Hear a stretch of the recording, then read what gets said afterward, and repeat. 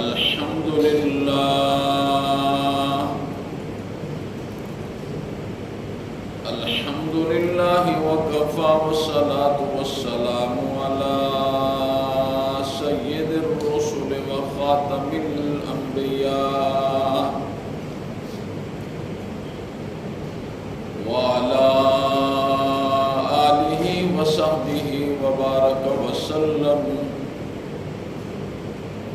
خصوصا على خلفائه الراشدين المهديين إلى يوم القيامة. أما بعد، فأعوذ بالله من الشيطان الرجيم. بسم الله الرحمن الرحيم. ولا تباشروهن وأنتم عاكفون في المساجد، تلك حدود الله فلا تقربوها، كذلك يبين الله آياته للناس لعلهم يتقون. صدق الله العظيم وصدق رسوله النبي الكريم، ونحن على ذلك لمن الشاهدين والشاكرين، والحمد لله رب العالمين.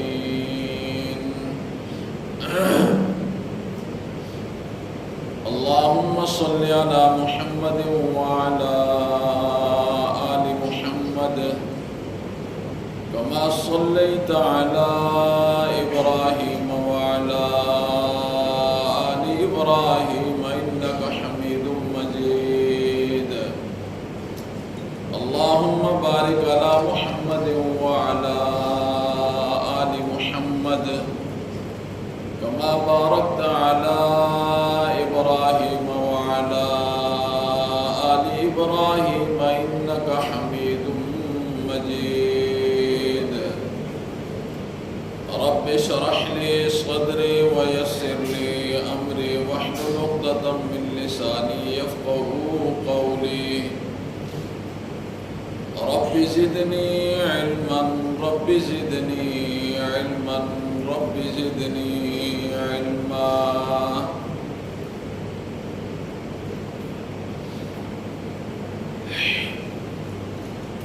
سامعین محترم، رمضان المبارک کا آدھے سے زیادہ حصہ بیت چکا ہے اور آدھا حصہ باقی رہ گیا ہے.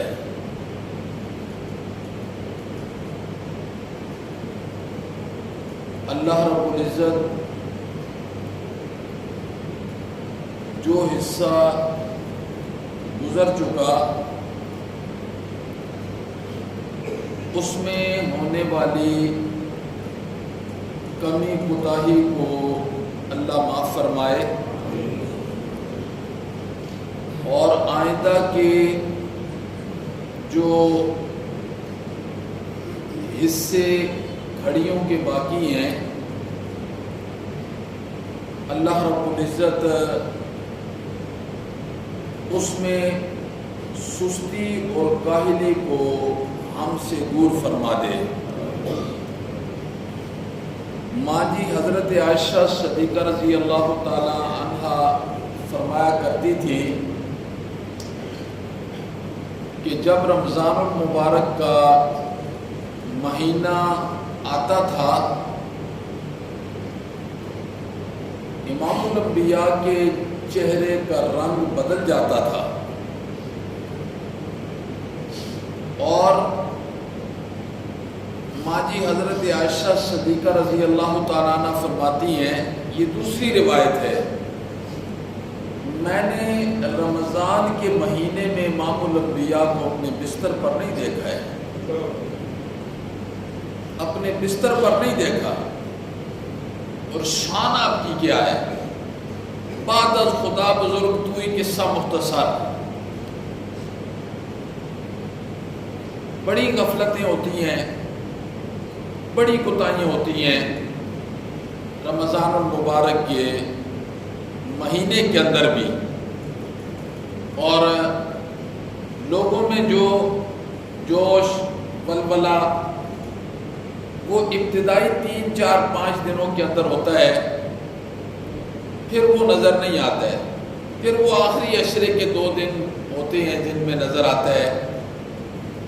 امام الانبیاء کی کیا صورتحال ہے؟ ماں جی کیا فرماتی ہیں کہ پورا رمضان امام الانبیاء بستر پر نہیں آتے تھے، اور آخری عشرے کے اندر تو یہ صورتحال ہوتی تھی کہ امام الانبیاء ہمیں بھی بستر کے قریب نہیں جانے دیتے تھے کہ بس اللہ کی عبادت کریں، اللہ کی عبادت کریں۔ ابھی تو عبادت کا تصور ہی ختم ہو چکا ہے، تصور ہی ختم ہو چکا ہے کہ لوگوں نے کس کس طریقے سے محنت کی اور رمضان المبارک کے مہینے میں اللہ کی عبادت کی، تصور ہی ختم ہو چکا ہے۔ اب تو بس جو بندہ روزہ رکھ لیتا ہے اسی کو عبادت سمجھا جاتا ہے، اسی کو۔ تراویح کی نماز تو ویسے ہی ختم ہو گئی ہے، کوئی کہتا ہے سرے سے ہے ہی نہیں ہے، کوئی کیا کہتا ہے، کوئی کیا کہتا ہے، صرف اب روزہ رکھنے کو عبادت سمجھا جاتا ہے۔ اس میں بھی نہ غیبت کا خیال کیا جاتا ہے، نہ نظر کا خیال کیا جاتا ہے، ہر چیز کی جاتی ہے۔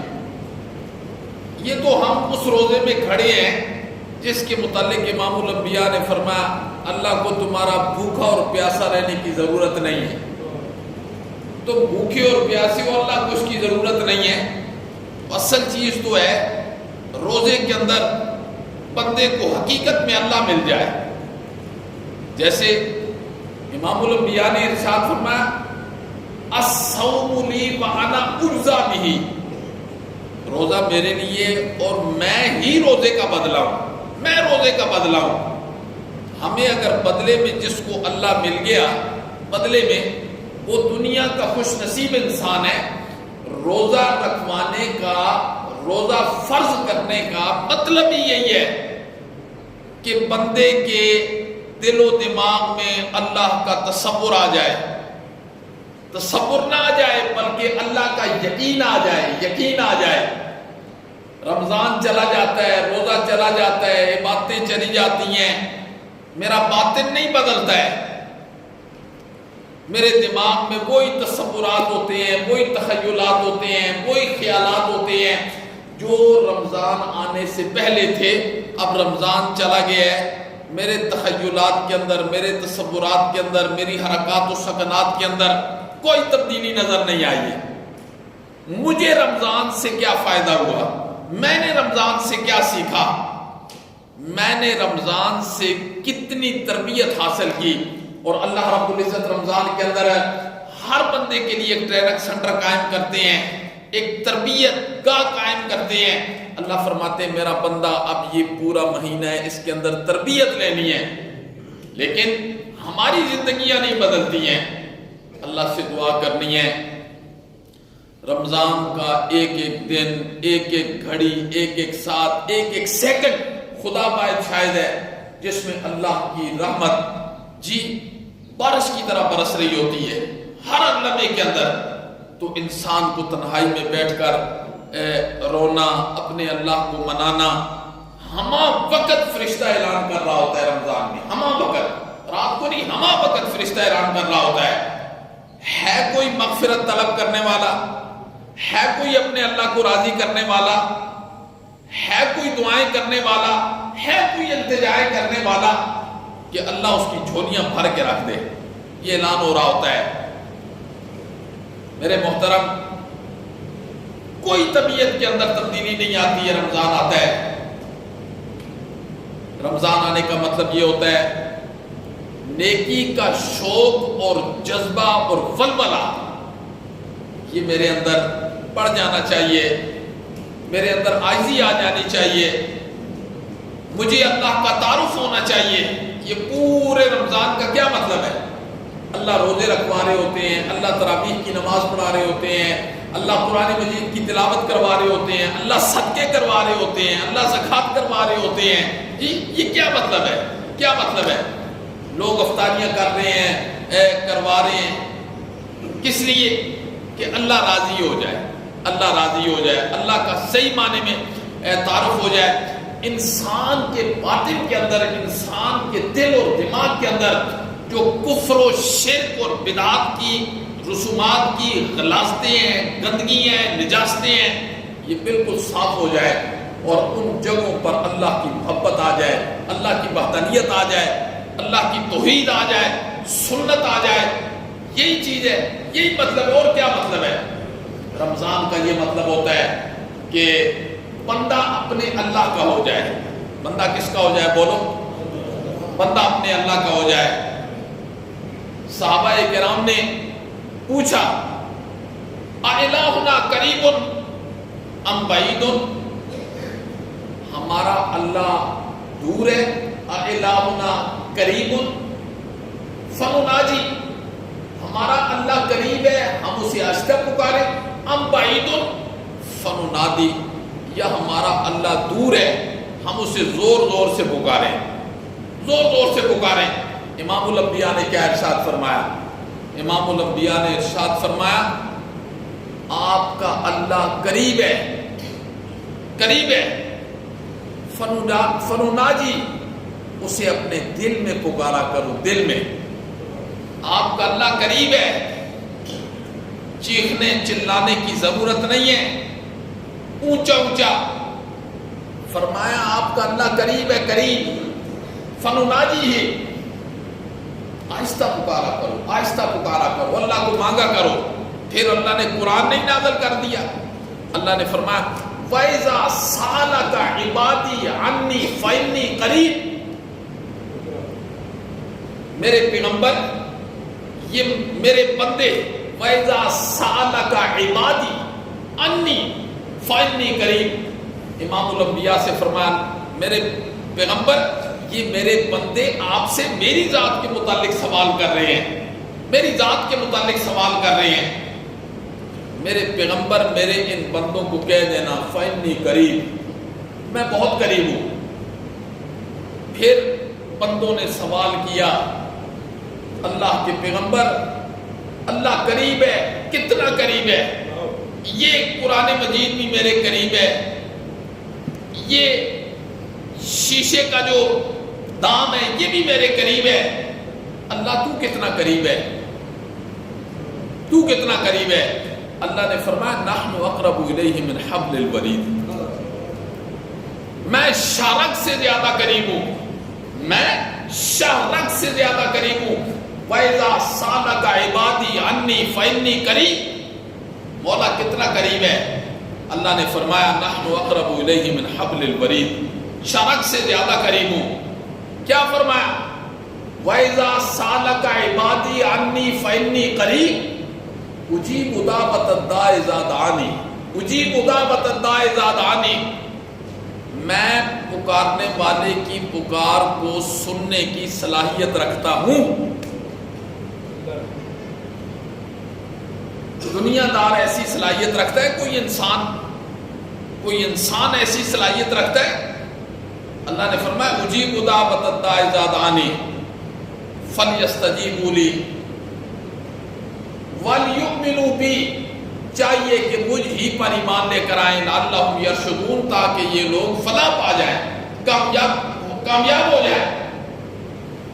تو یہ رمضان کے روزوں کی تربیت ہے تاکہ انسانوں کے دل میں صرف اللہ ہی اللہ آ جائے، مخلوق کا تصور ختم ہو جائے. اور امام الانبیاء نے بھی یہی تعلیم دی ہے. امام الانبیاء نے اللہ رب العزت کی ذات کا تعارف کرواتے ہوئے جتنی تکلیفیں برداشت کی ہیں نا، جتنی تکلیفیں برداشت کی ہیں، 1,24,000 کم و بیش انبیاء نے برداشت نہیں کی ہے. یہ بات ہمیں قرآن نے بتلائی ہے، یہ بات ہمیں قرآن نے بتلائی ہے. صرف اللہ کا تعارف پیش کرتے ہوئے لوگوں سے جتنی ماریں کھائی ہیں، جتنی تکلیفیں اٹھائی ہیں، اور لوگوں کے دل و دماغ میں اللہ کی ذات کا تعارف بٹھایا ہے کہ اللہ کون ہے.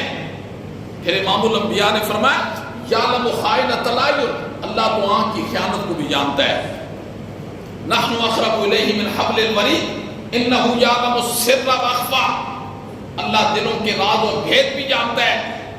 یہ روزے کا مطلب ہے کہ جب انسان تنہائی کے اندر بھی ہوتا ہے تو پانی اپنے حلق سے نیچے اتارتا ہے، بولو اتارتا ہے؟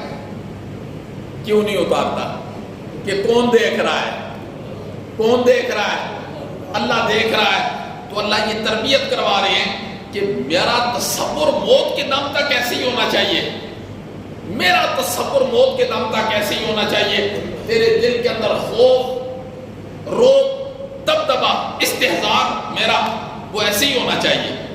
تو یہ امام الانبیاء، اور ہر وقت وہ نماز اللہ نے ہمارے ذمہ لگائی ہے نا، ایک ایک جملے کے اندر، ایک ایک جملے کے اندر اللہ اکبر، اللہ کا استحضار ہوتا ہے۔ سمیع اللہ لمن حمدہ، سن لی اللہ نے اس بندے کی پکار جس نے اس کی تعریف کی۔ لوگ کتنی اونچی آواز سے کرتے ہیں کہ آہستہ کرتے ہیں، وہ بھائی اتنا آہستہ یہ جملہ پڑھتے ہیں کہ اسے کان تک بھی آواز نہیں آتی ہے۔ تو اللہ، یہ روزے کا تصور ہے۔ اگر روزے کے تصور میں اللہ کا تصور آ گیا نا، سمجھ جاؤ رمضان کا آمد ہو گیا ہے۔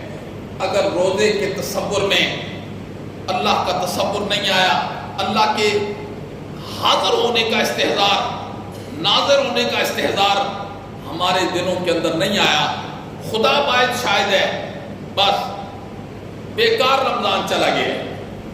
یہ رمضان المبارک صرف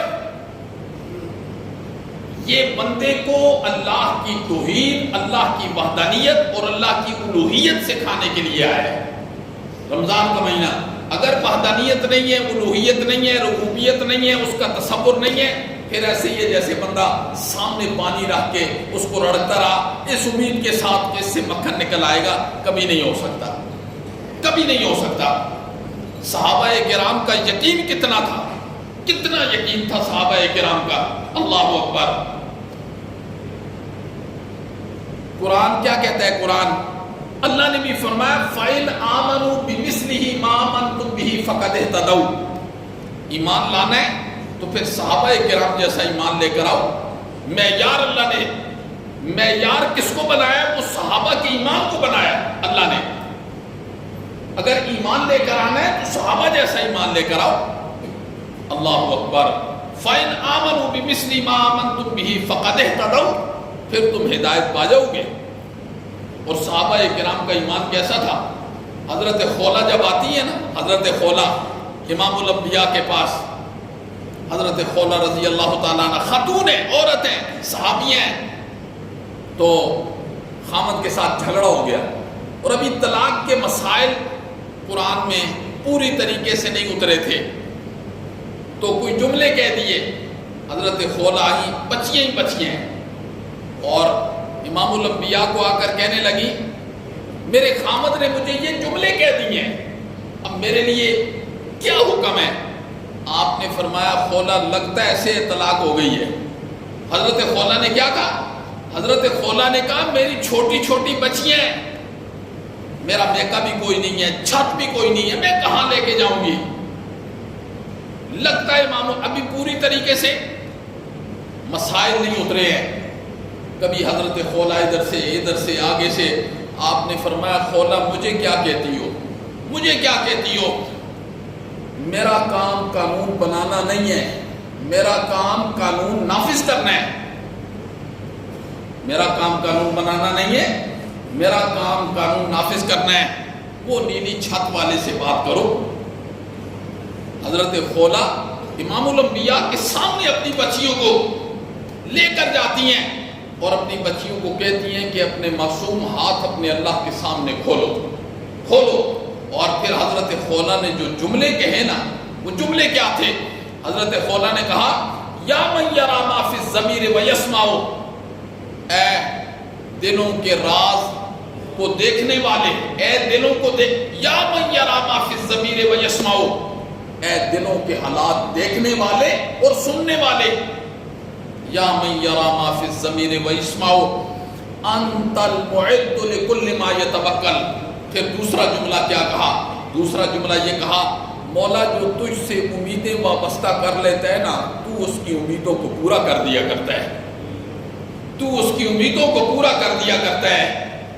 مولا میری معصوم بچیاں ہیں، معصوم بچیاں ہیں، اور ان کے اندر سانس بھی ہے مولا، آنکھیں بھی ہیں۔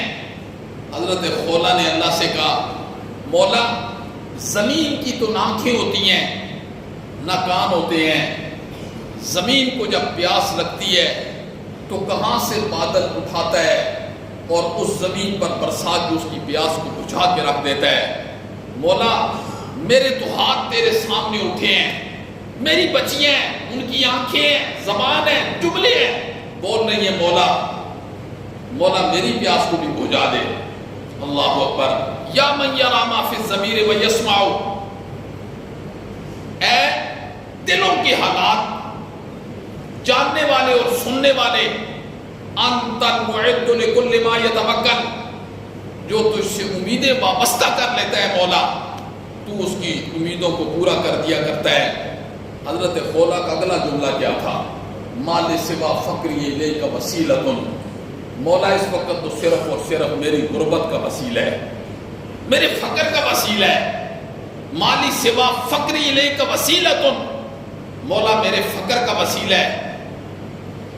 مالی سوا فقری الیک وسیلۃ ومالی سوا قرع لبابک حیلۃ، مولا پھر اس دروازے کے علاوہ کوئی دروازہ ہے بھی نہیں ہے میرے پاس، یہی دروازہ ہے، کوئی دروازہ بھی نہیں ہے۔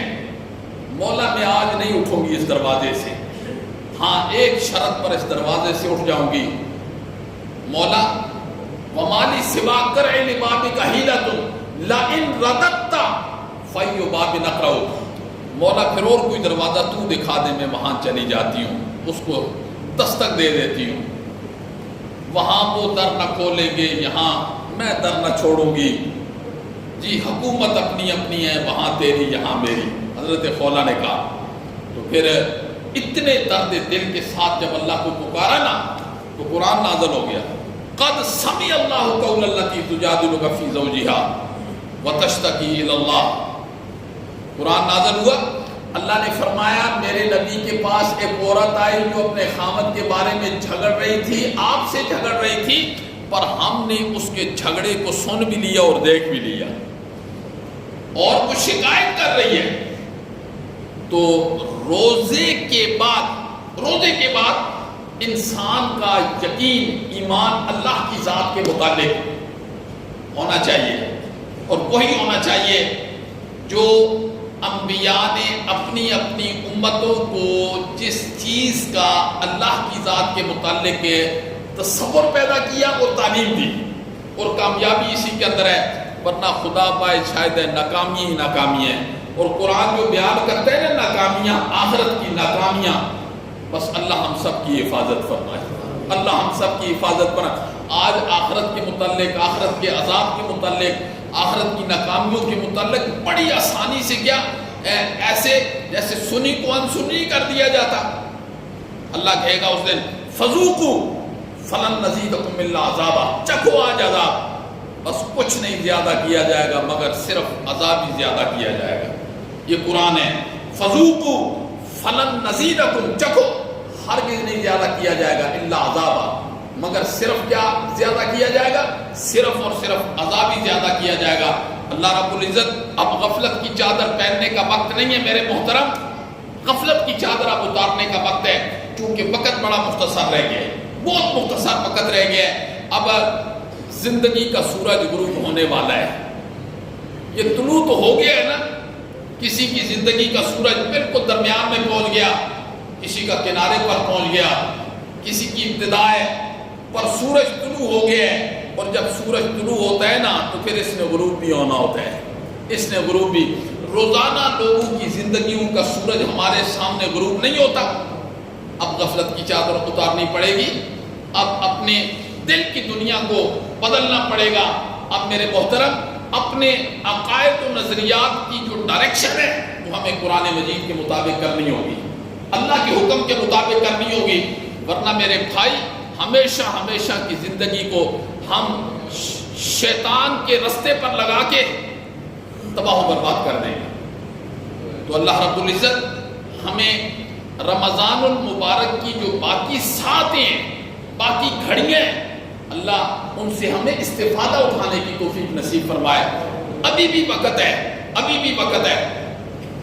امام الانبیاء نے ارشاد فرمایا وہ بڑا ہی بدبخت ہے وہ انسان، بہت بدبخت ہے وہ انسان جس نے رمضان المبارک کا مہینہ پایا اور وہ اللہ سے اپنی مغفرت نہ کروا سکا، اور جس کے متعلق امام الانبیاء کہہ دیں وہ بندہ کتنا بڑا بدبخت ہوگا، کتنا بڑا بدبخت ہوگا۔ آپ نے فرمایا انتہائی بدبخت ہے وہ شخص جس نے رمضان المبارک کا مہینہ پایا اور پھر وہ اللہ سے اپنی مغفرت نہ کروا سکا، حالانکہ بڑے بڑے گناہگاروں کو اللہ بلا رہے ہوتے ہیں، بڑے بڑے گناہگاروں کو۔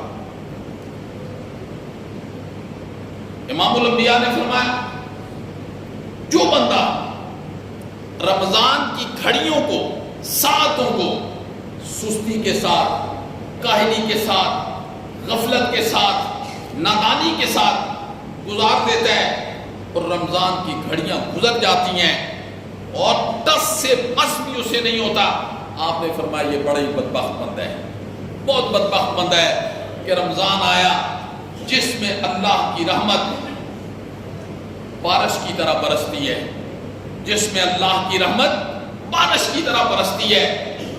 خدا باعث شاید ہے کہ اللہ کا تصور کر کے جس آنکھ سے آنسو نکل آتا ہے نا اللہ کے خوف کی وجہ سے، سمجھ جائیے کہ اللہ نے اس کی مغفرت کر دی، کہ اللہ کے خوف کی وجہ سے، تصور کی وجہ سے کہ اللہ مجھے دیکھ رہا ہے، میرا اللہ بڑی قوت والا ہے، میرا اللہ بڑی طاقت والا ہے، میرا اللہ بڑا قوی ہے، میرا اللہ مجھے دیکھ رہا ہے۔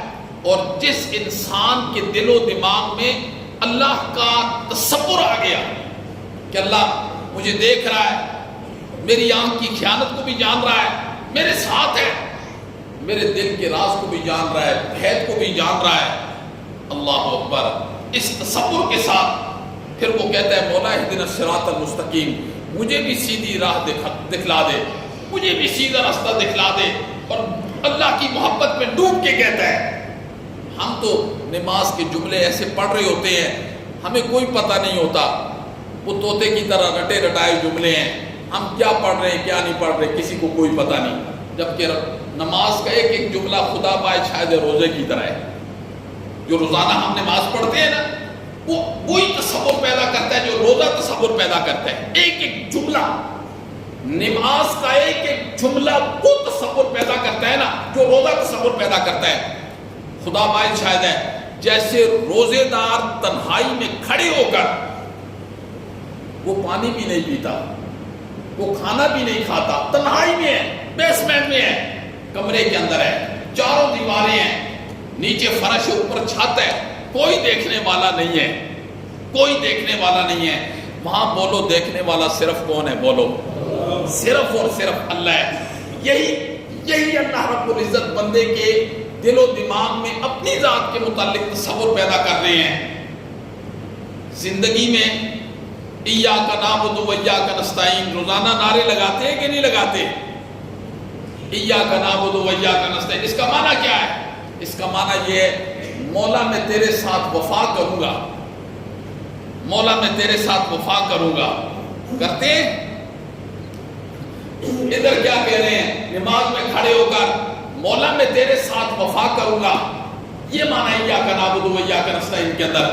لیکن بعد جب عام حالات اپنی زندگی اپنی دنیا کے اندر جاتے ہیں نا پھر اللہ کا تصور ہی ختم ہو جاتا ہے، ختم ہو جاتا ہے، پھر سارے کام ہم اپنے نفس کے مطابق کرتے ہیں، کیونکہ افرائیت من اتخذ الہہ ہواہ، میرے پیغمبر ان لوگوں کو کہہ دو مجھے تم نے الہ نہیں مانا، تم نے تو اپنے نفس کو الہ مانا ہے، تمہارے نفس نے جو کہا تم نے اس کی پیروی کی، اور میں نے جو تمہیں کہا تم نے اس کی کوئی پیروی نہیں کی۔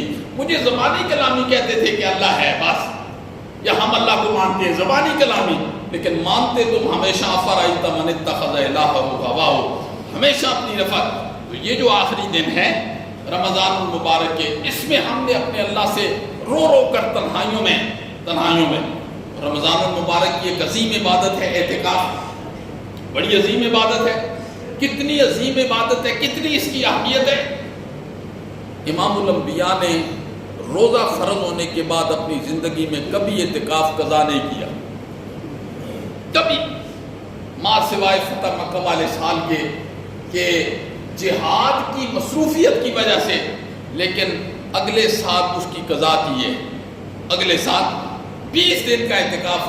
تو زندگی کے اندر امام الانبیاء نے اعتکاف نہیں چھوڑا، جبکہ آپ کا چلنا پھرنا اٹھنا بیٹھنا کھانا پینا سونا جاگنا چپ کرنا کلام کرنا ہر چیز شریعت ہے، ہر چیز شریعت ہے۔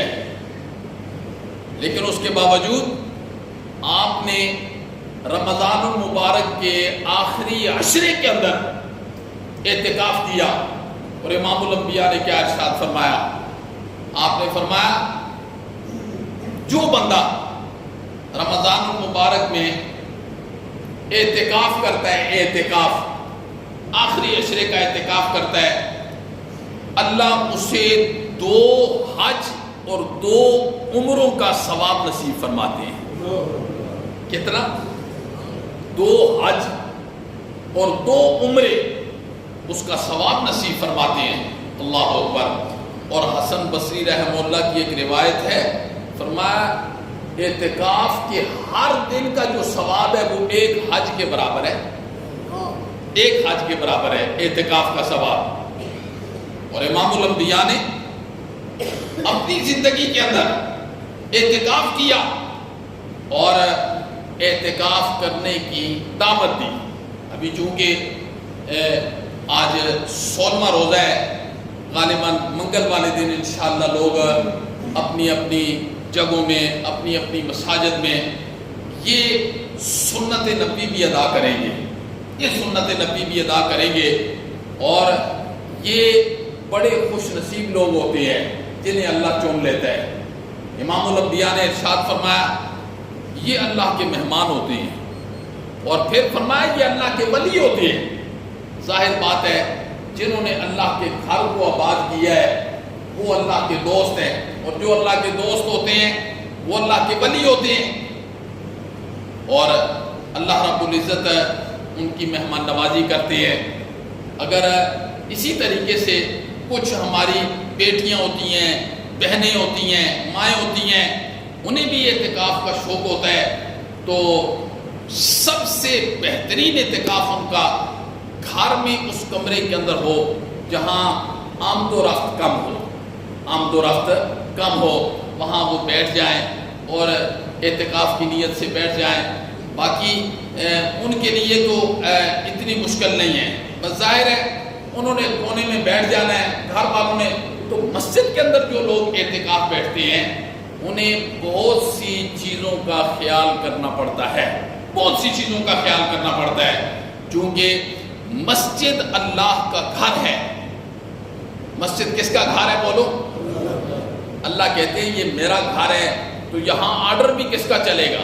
جس کا گھر ہے اسی کا آرڈر چلے گا، لیکن ہوتا نہیں ہے ایسے۔ گھر اللہ کا ہوتا ہے، آرڈر باقی ساری مخلوق کا یہاں چل رہا ہوتا ہے۔ تو اللہ نے فرمایا جی وَأَنَّ الْمَسَاجِدَ لِلَّهِ فَلَا تَدْعُوا مَعَ اللَّهِ أَحَدًا وَأَنَّ الْمَسَاجِدَ لِلَّهِ۔ اور ابھی تو مسجدوں کو کھلواڑ بنا دیا ہے بھائی، ہوٹل کی صورت پیش کر رہے ہوتے ہیں مسجد، ہوٹل، رات کو بس وہ ایک ٹیبل کی کمی رہ گئی ہے، باقی کرسیاں لگی ہوتی ہیں، یہ ہوٹل کا منظر پیش کر رہے ہوتے ہیں۔ نہیں میرے محترم، اللہ کا گھر ہے، بڑی عاجزی کے ساتھ آنا ہے، تواضع کے ساتھ آنا ہے، اور پھر عاجزی اور تواضع کے ساتھ باہر چلے جانا ہے۔ حدیث کے اندر آتا ہے جو بندہ اللہ کے گھر میں کھڑے ہو کر گفتگو کرتا ہے نا، گفتگو، ایک فرشتہ اللہ بھیجتا ہے، اس کے سامنے کھڑے ہو کے ہاتھ جوڑتا ہے، پھر وہ چپ نہیں کرتا نا، تو دائیں طرف ہاتھ جوڑتا ہے، بائیں طرف، پیچھے، کیا کہتا ہے؟ وہ بندہ خدا تو اللہ کے گھر میں کھڑا ہے، چپ کر جا، اپنی زبان کو خاموش کر دے۔ جب وہ چاروں طرف سے بھی نہیں نہ باز آتا تو پھر وہ کہتا ہے وہ بندہ خدا اللہ کی تجھ پر لعنت ہو، آسمان اور زمین والوں کی تجھ پر لعنت ہو، تو اللہ کے گھر میں کھڑے ہو کے تجھے پتہ ہی نہیں چلا کہ یہ کس کا گھر ہے؟ تو اللہ کے گھر کے اندر میرے محترم ہم آ کر بیٹھیں گے تو ہم نے پورے ادب اور اہتمام کے ساتھ، جو بڑی عمر کے لوگ ہیں یہ جانتے ہیں اپنے بچپن میں جب لوگ دیہاتوں کے اندر، آج تو سہولیات ہی بہت ہیں مسجدوں میں، بڑی سہولیات ہیں، کتنے خوبصورت کارپیٹ ہوتے ہیں، پنکھے ہوتے ہیں، اے سی ہوتی ہے، بجلی ہوتی ہے، کچھ بھی نہیں تھا۔ 40 سال پیچھے چلے جائیں، مسجدوں میں یہ کچھ بھی نہیں ملتا تھا۔ وہ کئی دیہاتوں کی مسجدیں ہوتی تھی، وہاں قالین کا تو تصور بھی نہیں تھا، گھاس نیچے ڈالتے تھے، گھاس۔ کتنی سہولیات دی ہیں، لیکن میرے بھائی جتنی سہولیات آج مجھے اللہ نے دی ہے نا، اس سے کئی گنا بڑھ کے میں اللہ کی نافرمانی میں مبتلا ہوں۔ مزہ تو تب ہے کہ اتنی سہولیات کے اندر اللہ نے کتنا سکون کے ساتھ موقع دیا ہے کہ ہم اپنے اللہ کو پہچانیں۔ تو یہ بڑی عظیم عبادت ہے اعتکاف، بہت عظیم عبادت ہے۔ کم سے کم جو لوگ اعتکاف بیٹھے وہ خیال رکھیں، گفتگو کم کریں، موبائل کم دیکھیں، قرآن مجید کی تلاوت زیادہ کریں، جی مسجد کا احترام، جی مسجد کا تقدس، اس کو پامال نہیں ہونے دینا ہے، پامال نہیں ہونے، اور پھر دعائیں کرنی ہیں، اور سب کو دعائیں کرنی ہیں۔ رمضان کی گھڑیاں جو ہیں نا، ایک ایک گھڑی، صبح کی، شام کی، دن کی، رات کی، ایک ایک سیکنڈ دنیا کا معافی سے قیمتی ہے۔ دنیا اور دنیا کے اندر جو خزانے ہیں نا، رمضان کی ایک ایک گھڑی قیمتی ہے، خدا باعث شاید ہے۔ لیکن ہم کیسے گزار رہے ہوتے ہیں؟ ہماری زندگی کے اندر کوئی تبدیلی نہیں آئی ہے، رمضان آیا ہے، صحیح بات ہے، کوئی تبدیلی نہیں آئی ہے، رمضان آیا چلا گیا، ہماری زندگی میں کوئی مزہ تو تب ہے انسان کی زندگی کے اندر تبدیلی آئے۔ اور تبدیلی آنے کا مطلب کیا ہے کہ اللہ رب العزت کی ذات کے ساتھ اس کا جو تعلق رمضان آنے سے پہلے تھا نا، بعد کے اندر کم از کم اس کا تعلق تو اللہ کی ذات کے ساتھ کچھ ہونا چاہیے۔ تصوراتی اعتبار پر اللہ کی ذات کے ساتھ اس کا تعلق مضبوط ہونا چاہیے۔ لیکن میرے محترم ظاہر بات ہے کہ ایک چیز کا ٹرانسفارم کے ساتھ تعلق ہی نہیں ہے۔ پنکھا جتنا خوبصورت ہو، فانوس جتنا خوبصورت ہو، بٹن جتنے اچھی کمپنی کے ہوں، کیا فائدہ؟ اچھے بٹن لگے ہوں، اچھے پنکھے لگے ہوں، اچھے فانوس لگے ہوں، کروڑوں اربوں کا فانوس لگا ہو، لیکن اس کا تعلق کی ٹرانسفارم کے ساتھ نہیں ہے، اس کے حسن کا کیا فائدہ ہے؟ کوئی فائدہ ہے؟ بس ہماری صورتحال بھی یہی ہے، جو جسم میں روح ہے نا، روح انسانی، اس کا ایک ذات ہے، اس کے ساتھ تعلق ہونا چاہیے۔ وہ تعلق آج ہماری روح کو وہ تعلق ہے ہی نہیں ہے، دور تک بھی نہیں ہے۔ ظاہر بات ہے اللہ کا میسج جو ہمارے نام آیا ہے، ہم نے اسے کبھی پڑھا بھی نہیں ہے، اور پڑھنے کی ضرورت بھی محسوس نہیں کی ہے، سمجھنے کی ضرورت محسوس نہیں کی ہے، اور وہ ہے قرآن۔ آج پھر میں آپ کو دعوت دیتا ہوں، اور رمضان کی ان گھڑیوں میں دعوت دیتا ہوں، جو بندہ ترجمے کے ساتھ قرآن پڑھنا چاہے نا، چاہے وہ صبح پڑھنا چاہے، دن کو پڑھنا چاہے، رات کو پڑھنا چاہے، اس کے لیے ہمارے دروازے کھلے ہیں۔ انشاءاللہ ہم اس کو اللہ کا تعارف کروائیں گے، اور یہ در و دیوار انشاءاللہ یہ فرشتے مووی بنا رہے ہیں، آپ کی یہ ساری مووی بن رہی ہے، تو کچھ اپنا دل اپنے اللہ کو دکھائیں۔ اور اللہ کی یہ کتاب بھی ہے، سکول کی کتاب پڑھنے کے لیے ہم کتنا وقت دیتے ہیں، کتنا وقت دیتے ہیں، بس یہ ایک مظلوم کتاب بھی ہے، اس کا بھی خیال رکھنا۔ یہ کتاب کس کے لیے آئی ہے؟ یہ کتاب ہدایت ہے۔ جب یہ کتاب ہدایت ہے، یہ ہدایت میرے اور آپ کے دل و دماغ کے اندر آئے گی تو اللہ کا تصور آئے گا، ورنہ میں ساری زندگی ایسے بولتا رہوں، بس بولوں گا، باہر نکلے گی، ہر چیز ختم ہو جائے گی۔ بس اللہ سے دعا ہے کہ اللہ عمل کی توفیق نصیب فرمائے۔ وہ مالک